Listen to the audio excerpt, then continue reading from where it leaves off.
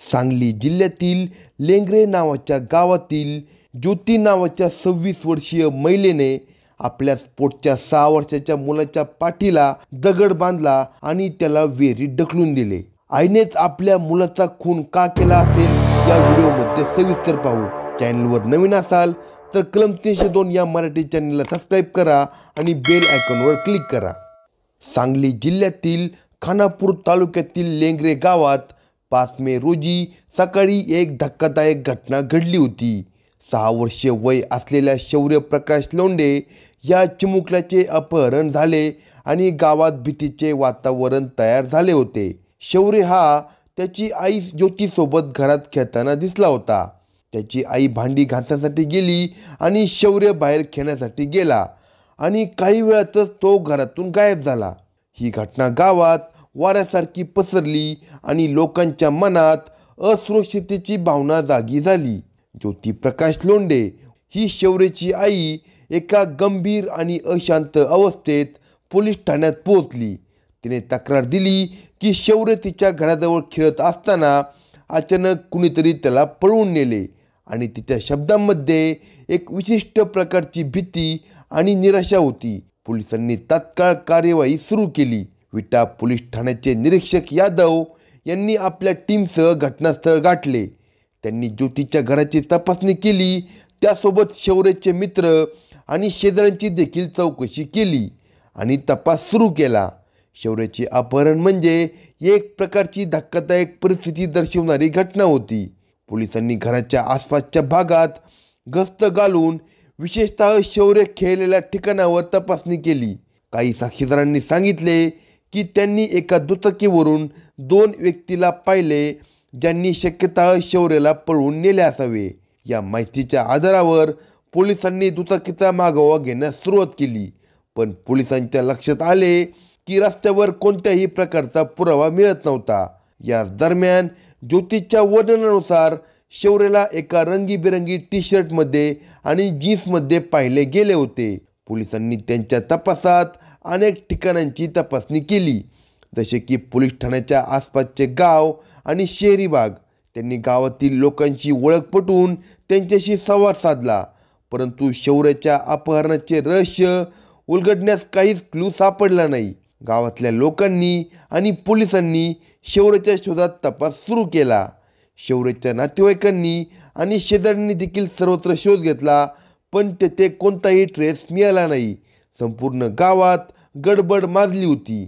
Police निरीक्षक यादव यांनी परिस्थितीचा गहन विचार करून तपासात काही नवे दृष्टिकोन तपासले. त्यांनी शौर्याच्या घराच्या परिसरात आणि जवळच्या शेतामध्ये जाऊन पाहणी केली. 2 दिवसानंतर पोलिसांना शौर्याच्या किडनॅपिंगचे एक नवीन क्लू सापडले. त्यांना एका जुन्या विहिरीच्या काठावर शौर्याचे शूज मिळाले.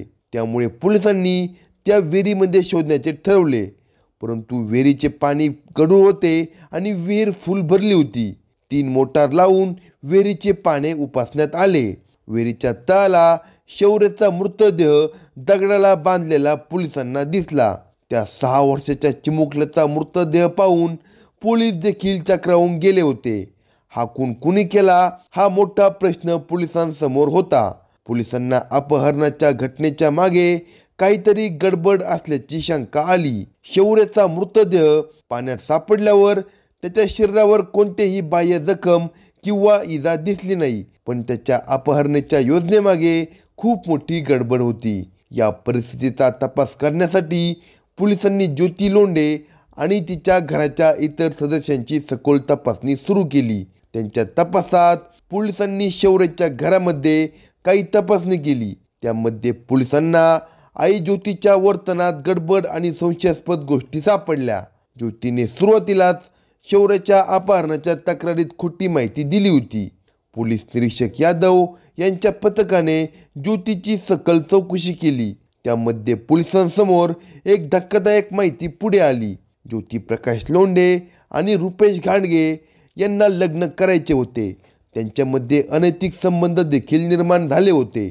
एकदा शौर्याने त्यांना घरामध्ये अनैतिक संबंध करत असताना भोंगळ्या अवस्थेत पकडले होते. तेव्हापासून ज्योती खूप घाबरलेली होती. तिला वाटले की शौर्य हे सगळे घरामध्ये सांगेल. त्यामुळे ज्योतीला शौर्यला खतम करायचे होते. ज्योतीचा 6 वर्षीय मुलगा शौर्य प्रकाश लोंढे याच्यामुळे या दोघांना अडचण होत होती. त्यामुळे त्या दोघांनी आपली अडचण दूर करण्यासाठी कट कारस्थान रचून शौर्य लोंढे याचा अपहरण झाल्याचा बनाव केला होता. त्यानुसार 6 मे रोजी विटा पोलीस ठाण्यात आईने आपल्या मुलगा शौर्य याचे लेंगरे येथून अपहरण झाल्याची फिर्याद दिली होती. ज्योतीने शौर्यला घरातून बाहेर काढण्यासाठी, त्याच्या अपहरणाचे नाटक करण्यासाठी तिच्या प्रियकराच्या मदतीने एक योजना तयार केली होती. त्या दोघांनी शौर्यला एका दुचाकीवरून पळवून नेले आणि त्याच्या पाठीला दगड बांधून त्याला विहिरीत ढकलून दिले. पोलिसांनी ज्योती आणि रुपेश यांना ताब्यात घेतल्यावर त्यांच्या तपासात आणि साक्षीदारांच्या जबाबावरून सत्य उघडकीस आणले. त्यांनी स्वीकारले की त्यांनी शौर्यला संपवण्यासाठी ही योजना तयार केली होती. या घटनेमुळे सांगली जिल्ह्यात हळहळ व्यक्त केली गेली आणि पोलिसांनी त्वरित कार्यवाही केली. ज्योती आणि रुपेश यांना आता न्यायाच्या आड घेतले आणि या प्रकरणाचा तपास पूर्ण केला. अशाच नवनवीन क्राईम स्टोरी ऐकण्यासाठी कलम 302 या मराठी चॅनेलला सबस्क्राईब करा. तसेच आपल्या प्रतिक्रिया कमेंट बॉक्समध्ये कळवा.